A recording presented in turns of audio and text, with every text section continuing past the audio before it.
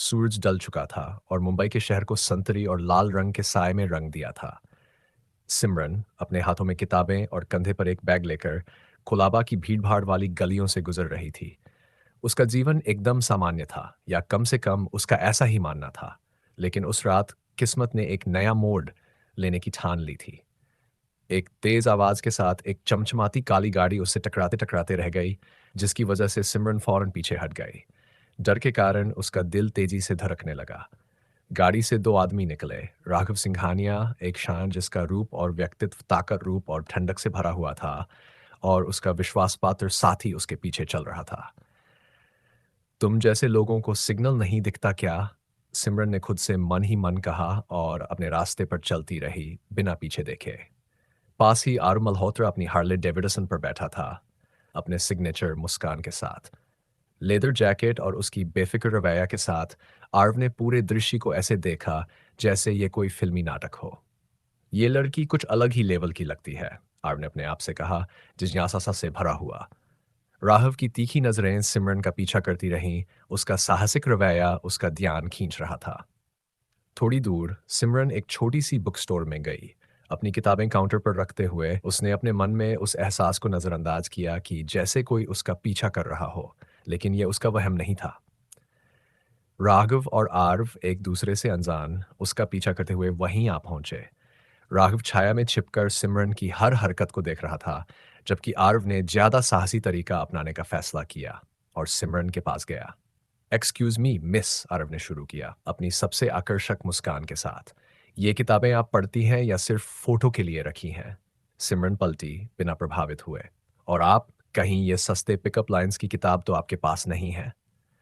Book store का मालिक हंसी दबा रहा था, लेकिन आर्व को कोई फर्क नहीं पड़ा। उफ, आपकी तो जबान बड़ी तेज है, लेकिन मुझे पसंद है, उसने कहा, थोड़ा करीब झुकते हुए। तभी बुक स्टोर की घंटी बजी।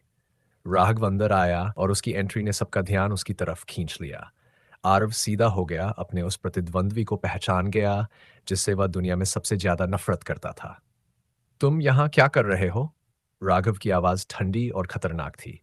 मैं ही पूछने वाला था, आरव पलटकर जवाब देता है। सिमरन, जो उन दोनों के बीच फंस गई थी, उलझन में पूछती है, तुम दोनों एक दूसरे को जानते हो? किसी ने जवाब नहीं दिया। राघव सिमरन के करीब आया। उसकी आंखों में गुस्से की झलक थी। तुम यहाँ काम करती हो या? और क्या? सिमरन ने तीखेपन से राघव को जवाब दिया, जैसे मैं तुम्हें कोई सफाई देने की जिम्मेदारी रखती हूँ।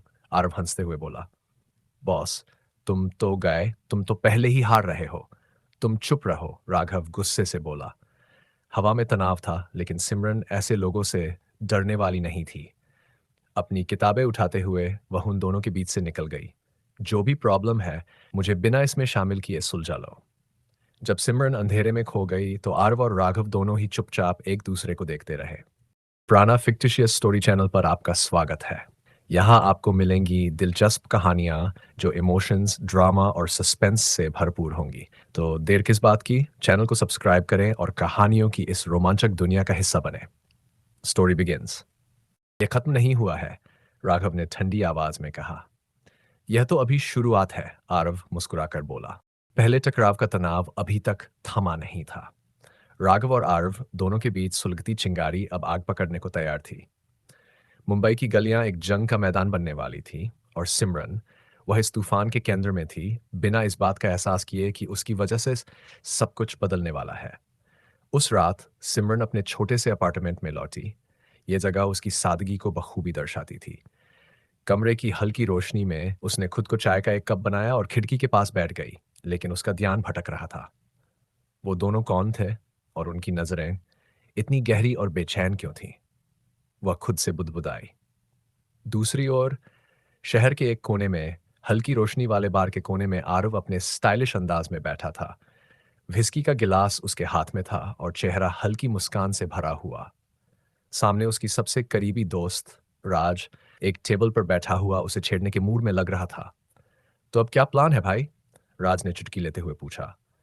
आर्व ने गिलास को घुमाते हुए अपनी खास मुस्कान के साथ कहा, प्लान? देख देख, वो लड़की, वो एक पहेली की तरह है, और मुझे पहेलियां सुलझाने का शौक है। राज मुस्कराया, उसकी शरारत भरी हंसी बार के शोर में घुल गई। या फिर तू खुद उस पहेली के पीछे भाग रहा है? उसने चिढ़ाते हुए कहा। आरव ने उसे हल्की सी घूर कर देखा, फिर कहा, शर्त लगा ले वो खुद मेरे पास खिंची चली आएगी। कुछ तो है उसमें जो बाकी सबसे अलग है। इस बीच शहर के दूसरे छोर पर राघव अपने शानदार पेंटहाउस के स्टडी रूम में बैठा था। बड़ी बड़ी खिड़कियों से मुंबई की चमकती रोशनी उसकी आंखों के सामने थी। उसकी गहरी सोच में डूबा चेहरा उस तूफान की आहट को बखूबी बयां कर रहा था। उसका वफादार सहयोगी कबीर फाइल हाथ में लिए धीमे कदमों से उसके पास पहुंचा। सर, उस लड़की का बैकग्राउंड चेक हो गया है, एकदम साधारण है, एनजीओ चलाती है। राघव ने आंखें उठाईं। उसकी आवाज गहरी और रहस्यमयी थी। साधारण लोग ही अक्सर असाधारण चीजें करते रहे हैं, उस लड़के से मुस्कुराते हुए कहा। उसने मुझे नजरअंदाज किया, लेकिन मुझे लगता है कि वो इस कहानी का अहम हिस्सा है और मुझे इसके जवाब चाहिए। अगली सुबह सिमरन अपने एनजीओ के काम के लिए लेट हो रही थी। मुंबई की भीड़-भाड़ भरी सड़कों पर भागती-भागती उसने एक रिक्शा रोका, लेकिन जैसे ही वह उसमें चढ़ने लगी, एक काली एसयूवी उसके पास आकर रुकी। एसयूवी का दरवाजा खुला और राघव उतरा। उसकी आंखें हमेशा की तरह गहरी और भावहीन थीं। तुम्हारे पास 1 मिनट है? उसने सीधे सवाल किया। सिमरन ने अपनी भौहें चढ़ाई और हाथ क्रॉस कर लिए। अगर सॉरी बोलना है, तो 1 सेकंड भी नहीं है। राघव के होंठों पर हल्की सी मुस्कान आई। मुझे माफी नहीं मांगनी, बस तुमसे बात करनी है। इससे पहले कि सिमरन कुछ कह पाती, एक बाइक की तेज आवाज ने माहौल को तोड़ दिया।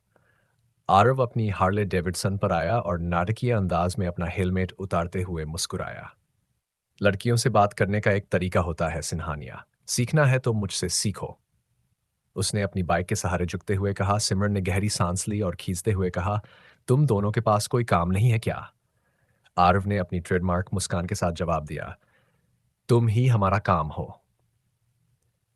राघव ने उसे चेतावनी भरी नजरों से देखा। आरव, तुम यहां क्या कर रहे हो? आरव ने लापरवाही से कंधे उचकाए। जो तुम कर रहे हो, उस लड़की को समझने की कोशिश। सिमरन ने दोनों को घूरते हुए कहा, दिमाग ठीक है तुम दोनों का, और मैं कोई प्रॉपर्टी नहीं हूं, समझे? बस जाओ यहां से। दोनों चुप हो गए। उनकी खामोशी में तनाव साफ झलक रहा था। सिमरन ने मौके का फायदा उठाया और अपने रास्ते चल पड़ी। उसका गुस्सा उसके चेहरे पर साफ दिख रहा था। जैसे ही वह गली के कोने में गायब हुई, राघव और आरव के बीच की खामोशी गहरी हो गई। राघव ने ठंडे लहजे में कहा, यह लड़ाई तुम नहीं जीत सकते। आरव हंसा। उसकी हंसी में चुनौती थी। यही तो तुम्हारी हार है सिंघानिया। तुम हर चीज को कंट्रोल करने की कोशिश करते हो, लेकिन सिमरन जैसे लोगों को कंट्रोल नहीं किया जा सकता। देख लेना। दोनों अलग हो गए, लेकिन उनके इरादे एक जैसे थे। दोनों ने ठान लिया था कि वो सिमरन का भरोसा एंड उसका दिल जीत कर रहेंगे। एनजीओ के ऑफिस में हलचल अपने चरम पर थी। सिमरन अपने सारे काम बड़ी आसानी से संभाल रही थी, ये सुनिश्चित करते हुए कि उसकी देखरेख में हर बच्चे को उनकी ज़रूरत की हर चीज़ मिल सके।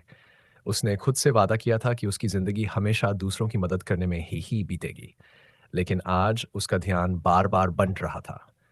वजह थे वो दो रहस्यमयी आदमी, जिन्होंने उसकी शांत ज़िंदगी में हलचल मचा दी थी। सिमरन दीदी, वो कौन लोग थे जो कल आपसे बात कर रहे थे? एक छोटी बच्ची आरती ने मासूमियत से पूछा। उसकी बड़ी-बड़ी आंखों में कौतूहल झलक रहा था। वो बस कुछ अजीब लोग थे। सिमरन ने हल्की मुस्कान के साथ जवाब दिया, लेकिन उसके दिल में एक बेचैनी थी। वो जानती थी कि ये बात इतनी आसान नहीं है जितनी वो दिखा रही थी। आखिर क्यों? वो दोनों उससे मिलने आए थे? दूसरी ओर शहर के एक सुनसान इलाके में राघव की टीम लगातार सिमरन के बैकग्राउंड की जांच कर रही थी। तभी कबीर एक मोटी फाइल लेकर कमरे में दाखिल हुआ। सर, जो जानकारी मिली है वो काफी दिलचस्प है, कबीर ने कहा, फाइल राघव की मेज पर रखते हुए। राघव ने पन्ने पलटना शुरू किया। उसकी तेज निगाहें हर एक डिटेल को बारीकी से देख रही थीं। एनजीओ मैनेजर, परिवार नहीं, बचपन में ही अनाथ हो गई। सब कुछ साधारण लग रहा है, लेकिन ये लड़की सच में कौन है? एक और बात, कबीर ने थोड़ी झिझकते हुए कहा, पिछले कुछ दिनों से एक और माफिया ग्रुप इस लड़की के आसपास मंडरा रहा है। राघव का चेहरा सख्त हो गया। कौन? मल्होत्रा के लोग, कबीर ने खुलासा किया। राघव ने अपनी मुट्ठियां कस लीं। आरव अब हद पार कर रहा है और मैं इसे बर्दाश्त नहीं करूंगा। इसी बीच आरव अपनी अलग ही योजना पर था। अपने आलीशान अपार्टमेंट में आरव सिमरन की तस्वीर देख रहा था। उसके होठों पर एक हल्की सी मुस्कान थी। तुम क्या छुपा रही हो सिमरन? उसने धीमी आवाज में कहा। तभी राज सैंडविच खाते हुए कमरे में दाखिल हुआ। भाई, अगर उसका बैकग्राउंड इतना साफ है तो इतनी दिलचस्पी क्यों? ने आत्मविश्वास से जवाब दिया। कई बार सबसे साफ बैकग्राउंड ही सबसे खतरनाक होते हैं, और वो लड़की, उसकी आंखों में कुछ है, एक कहानी जो वो किसी से कहने को तैयार नहीं। राज ने हंसते हुए कहा, और तुम वो कहानी सुनना चाहते हो, सही? आरव का स्वर गंभीर हो गया। सिर्फ सुनना नहीं, उसे समझना भी। सिमरन ने घर लौटने से पहले रास्ता बदलने का फैसला किया। उसके कदम उसे एक सुनसान और शांत पार्क की ओर ले गए। एक बेंच पर बैठकर उसने ठंडी हवा के साथ अपने बेचैन मन को शांत करने की कोशिश की, लेकिन वो अकेली नहीं थी। अंधेरे से राघव बाहर आया, हमेशा की तरह अपनी दबंग उपस्थिति के साथ। सिमरन थोड़ा असहज हुई, लेकिन उसने इसे जाहिर नहीं होने दिया। तुम्हें क्या चाहिए, राघव? उसने बिना झिझके पूछा। तुम्हारे बारे में सच्चाई, राघव ने सीधे जवाब दिया। सिमरन ने उसकी आंखों में देखा, उसका चेहरा बिना किसी भाव के था। और तुम्हें लगता है कि तुम्हारे पास ये जाने का कोई हक है? मैं वही करता हूं जो मुझे करना होता है, राघव ने एक कदम और करीब आते हुए कहा। और अब मुझे तुम्हारा अतीत और सच जानना है। इससे पहले कि सिमरन कुछ कह पाती, पीछे से एक आवाज आई। देखा सिमरन, मैंने कहा था ना कि ये आदमी पूरा कंट्रोल फ्रीक है। सिमरन और राघव दोनों मुड़े और देखा कि आरव एक पेड़ के सहारे खड़ा था। उसके चेहरे पर उसकी चिरपरिचित मुस्कान थी। तुम यहां क्या कर रहे हो? राघव ने ठंडे स्वर में पूछा। वही जो तुम कर रहे हो, सिमरन के बारे में जानने की कोशिश। आरव ने चुटकी लेते हुए जवाब दिया और उनके पास आने लगा। सिमरन ने झुंझलाकर गहरी सांस ली। मुझे तुम दोनों से कोई बात नहीं करनी। तुम लोग बार बार मुझे परेशान करने आ जाते हो। मुझे अकेला छोड़ दो। गुस्से में वह वहां से चली गई। उसके पीछे आरव हंसते हुए चिल्लाया, अकेला कैसे छोड़ दूं सिमरन? अब तो ऐसा सोचना भी मुश्किल है। राघव ने भी उसे जाते हुए देखा। उसके जबड़े भिंच गए। उसका पीछा करना बंद करो, ये मजाक नहीं है। आरव की मुस्कान और चौड़ी हो गई। और तुम इसे अपनी सनक मत बनाओ, राघव। ये लड़की तुम्हारे लिए एक प्लान का हिस्सा हो सकती है, लेकिन मेरे लिए वो उससे कहीं ज्यादा है। राघव की आंखें सिकुड़ गई। तुम्हारी हिम्मत कैसे हुई? राघव ने दांत भींचते हुए कहा। उसकी आंखों में गुस्से की चिंगारी साफ नजर आ रही थी। सिमरन सिर्फ मेरी है और हमेशा मेरी ही रहेगी। आरव ने एक ठंडी हंसी हंसते हुए सिर झटका। मुझे लगा था कि तुम समझदार हो, राघव, लेकिन लगता है मैं गलत था। वो राघव की आंखों में आंखें डालकर बोला। उसकी आवाज में गहराई और चुनौती साफ झलक रही थी। अगर अब तक नहीं समझे तो साफ साफ सुन लो। सिमरन अब मेरी है और ये किस्मत ने तय किया है। राघव ने गुस्से से कदम आगे बढ़ाया, लेकिन आरव वहीं खड़ा रहा। उसकी मुस्कान और भी गहरी हो गई। आरव, मैं तुम्हें चेतावनी दे रहा हूं, उससे दूर रहो। लेकिन आरव ने उसकी बात को अनसुना कर दिया। चेतावनी? ये शब्द तुम पर सूट नहीं करता, राघव, आरव ने धीमे स्वर में कहा, लेकिन उसकी आवाज में छुपी धमकी साफ सुनाई दी। सिमरन अब सिर्फ तुम्हारे प्लान का हिस्सा नहीं है, वो मेरी जिंदगी की वजह है, और मैं उसे किसी भी कीमत पर हारने नहीं दूंगा। राघव ने गुस्से से मुट्ठी भींच ली। दोनों के बीच की हवा में तनाव इतना घना था कि उसे चाकू से काटा जा सकता था। ये लड़ाई अभी खत्म नहीं हुई है, आरव, राघव ने कहा। उसकी आवाज में दृढ़ता थी। और याद रखना, जो चीज मेरी है उस पर तुम्हारा हक कभी नहीं होगा। आरव ने शांत स्वर में जवाब दिया। देखते हैं राघव, किस्मत किसके साथ है। और दोनों अपनी जगह खड़े खड़े एक दूसरे को देखते रहे, जैसे दो शिकारी एक ही शिकार पर दावा कर रहे हों। फिर मिलते हैं अगली स्टोरी के साथ। Till then take care.